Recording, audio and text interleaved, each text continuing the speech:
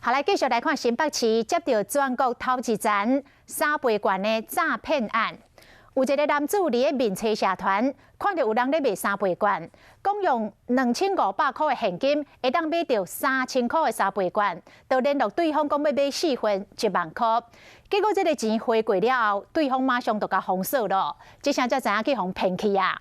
最近网络顶出现袂少这个3倍券买卖社团，这拢已经违法了。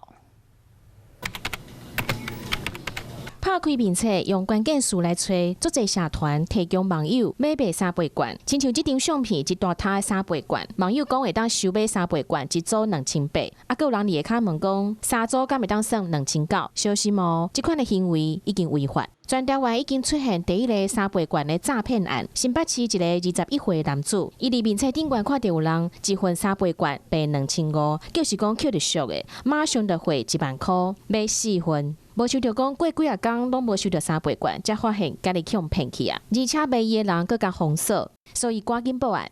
经备案人向警方报案，目前已展开积极侦办中。警方呼吁，脸书不是网络购物平台，没有任何交易安全机制。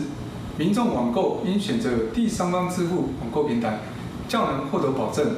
原本是想要振兴经济，但是却变成是网络顶悬诈骗的目标。经济部嘛提醒讲，3倍券袂当买卖、转卖，也是讲去换现金。若是去用检举，除了讲会取消票券兑款的资格，而且看状况可能嘛会去用还。